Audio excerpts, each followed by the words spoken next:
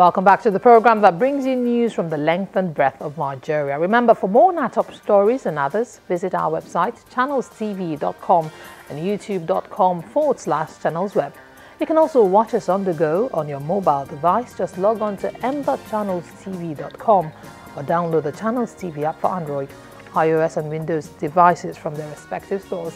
And that's not all. Having the Channels TV and Channels 24 app will give you access to news and updates. You'll also have the Eyewitness feature, so you too can share those pictures, videos or news of happenings around you. Just install the app, then tap and swipe to reveal the menu and follow the instructions to share.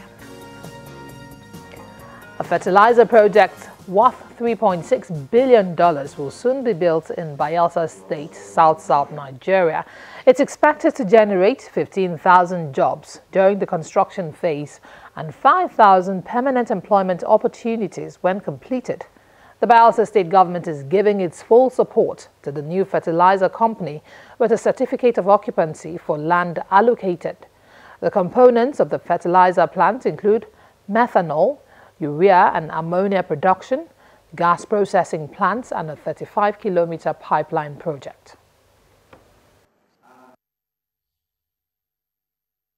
Our state is not happy that the Brass LNG project that should have actually put this state on the industrial map of this country and of our region in Africa and the world has not really taken off. So let me use this opportunity also to remind all the authorities concerned, the federal government, the NNPC, and all the investing parties, that this state is interested in seeing to it that we work together to bring the Brass LNG project back on stream. A few minutes ago, I presented the certificate of occupancy over all the land that you are interested in using. Further encourage you, I've directed a waiver of all fees at least for 2 years. The project will create about 15,000 jobs during construction and 5,000 permanent jobs when the project is completed. And with the petrochemical methanol part of it, will also be a catalyst for other industrial plants to come and co-locate where we are.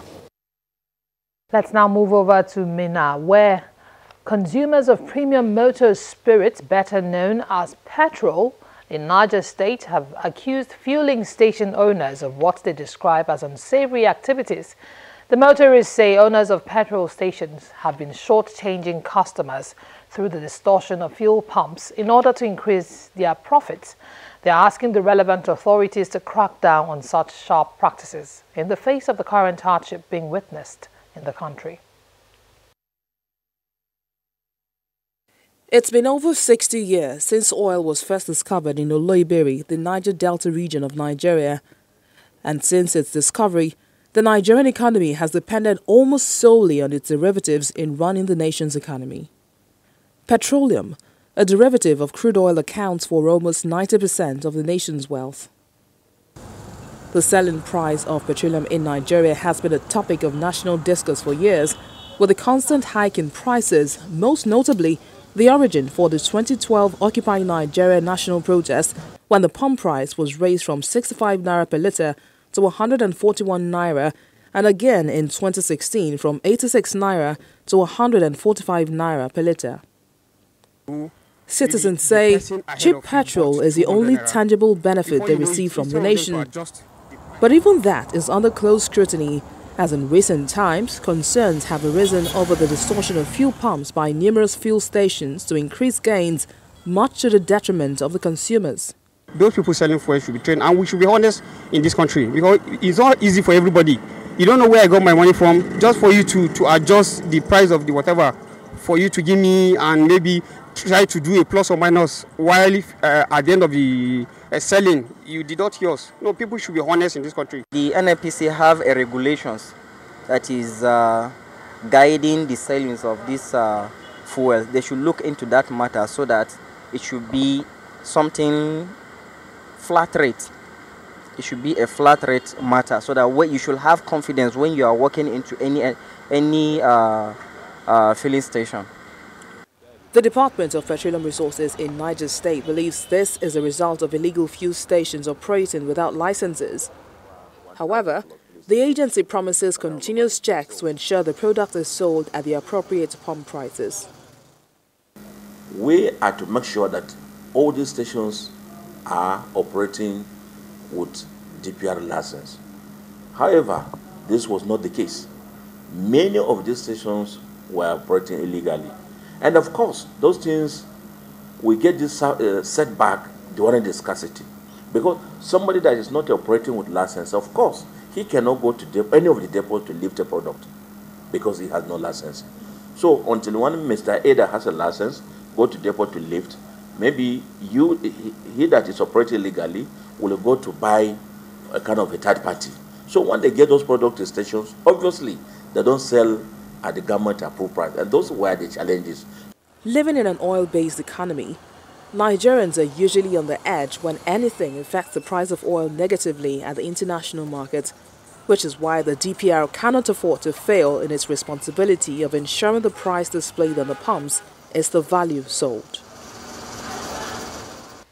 Many state governments have made policies and set up infrastructure to improve the healthcare delivery to infants and pregnant women.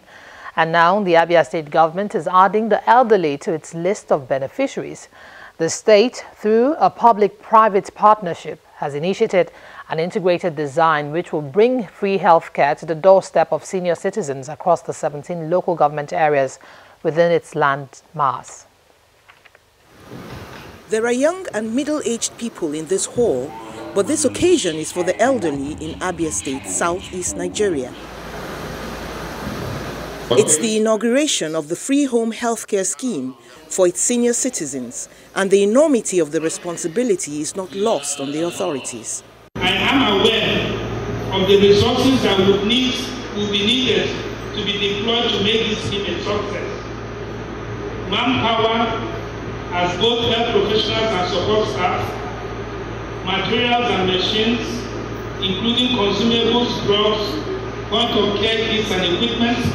At the cost of 200 million naira, the public-private partnership may lighten the state's wallet considerably, but the state governor feels the results will be worth the expense. If we can prevent an old man from coming to the hospital in the first place, either through diet, routine monitoring of blood pressure and other parameters, by caring for that individual, then we will reduce the number of people that will be coming to the sick bay. We will reduce the amount of money that their children will spend.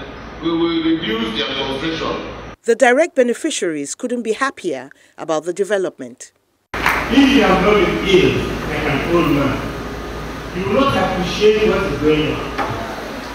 But when you get sick, you have had a sickness around you, and he's rolling, looking for that, and you have to go and find it. Today, you will not do that because our government has put the instrument on the ground. If initiatives like this could be sustained, perhaps the state could look forward to a longer life expectancy for its citizens.